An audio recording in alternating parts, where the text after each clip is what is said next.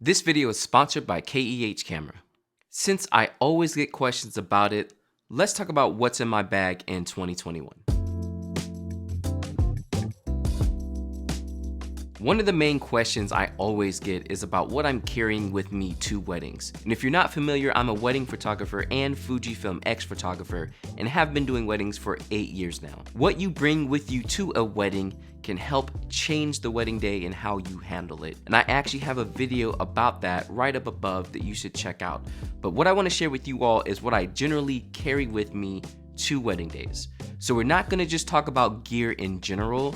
I want to talk about the main pieces that I'm always bringing with me to nearly every wedding that helps me get the amazing photos that I do at every wedding I go to. So let's start out with the bags that I generally carry with me to a wedding day. As you already know, I absolutely love holdfast gear. I use them for the straps that I wear during a wedding day, and I also use their bags. The main two bags I'm using are the Sightseer, which is a small bag that goes on my back, holds all the gear that I need at the wedding that I can quickly access, and also the Holdfast Gear Romographer. This bag is where I put all my extra stuff, and I actually use this when I mainly travel. A lot of people talk about having roller bags and all that stuff, but I love the Romographer. It looks great and it carries all my gear, and I always take this with me as a carry-on because I'm sorry, there is too much expensive gear in that bag. It's gonna stay with me all the time.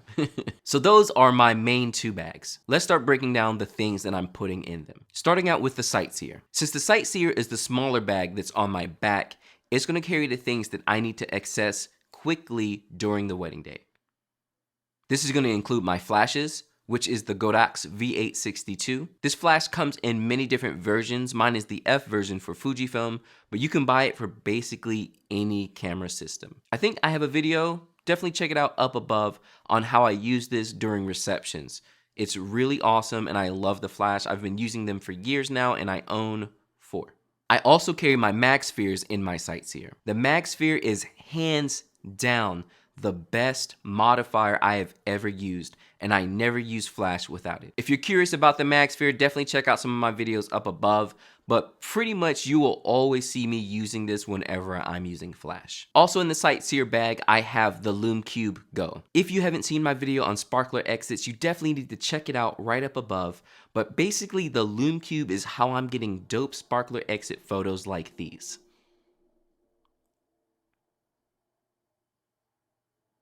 I personally just don't like the look of a sparkler exit with flash, but with the Lumecube, it's so good. And the photos can look nice and magical. Aside from that, I also have the usual stuff like a wipe for my lenses and also extra batteries, but that is a given. And then the other small accessory I have is an extension tube so I can take macro shots of the ring. This is the Fujifilm MCEX16, and that's everything that I have in my Sightseer. Again, this is the bag that stays on my back, on my holdfast that I have with me throughout the day. So if the light changes and anything happens there, I can quickly reach back, grab a flash, and I have it. I don't like having to have a big bag that I have to sit somewhere and go back to because there's too many situations on the wedding day where something will come up and I just need to grab a flash like that. So the Sightseer is hands down, like I literally cannot shoot without it. Before we get into the next bag, let's take a moment to talk about this video's sponsor, KEH Camera. Now you may not know this, but one of my X-T3s is actually used, and one of the best places to get used and new gear is KEH Camera. They've been in the business for a long time and they take extreme care of all their used gear that they get in. As a wedding photographer, trying not to spend too much money on gear is one of our top priorities, and KEH Camera can help you do that. With gear ranging from new, used, and also film cameras, you can pretty much find most anything you need, and all of it is in amazing condition. I recently bought a Sigma lens, a 35 Art, for my film camera, and this thing looked basically new when I got it out of the box. On top of all the gear you can buy, you can also sell your gear to KEH Camera. It makes the process super easy, and it's not like going through other sites where you have to deal with all kinds of shady people trying to get you to ship them the thing before they pay and all kinds of stuff that I've dealt with in my past. Make sure to check out the link in the description below for a 5% bonus on either purchases or selling to KEH Camera, and get yourself some used gear and fill out your whole kit. Let's go ahead and get into this next bag. Next up is the Romographer. Again, this is my larger bag. This is the bag that I travel with, and I pack all my gear in it when I'm traveling, or either extra gear that I might need during a wedding day. This is where all the meaty stuff gets in, where the cameras and the lenses. So let's go ahead and talk about all of that. Recently, you may have seen on the channel that I've been shooting with the GFX 100S. I don't use it at every single wedding, but I'm definitely using it at engagement sessions. The GFX 100S is a medium format camera, 102 megapixels. It is absolutely amazing. The shots from it are just, so good. The lenses I have for it currently are the 45 f2.8, the 80 f1.7, which, oh my God, that lens is so good. And then also the 110 f2, which is still my favorite currently. My other main cameras are gonna include the Fujifilm X-T3 and also the Fujifilm X-T4. I use the X-T4 mainly for video. I actually don't shoot stills with it. That's what I'm recording on right now. And I use my X-T3s as my main photography cameras. The main lenses I'm using for these are the 16 f2.8, the 23 f2, the 35 f2, and the 50 f1. I also sometimes have the 90 f2 as a backup if for some reason I'm in a church or a ceremony area that wants me to just stand in the back and not move anywhere, which I absolutely hate. But the 90 gives me the reach that I need. After the main camera stuff, you have all the additional things I bring with me.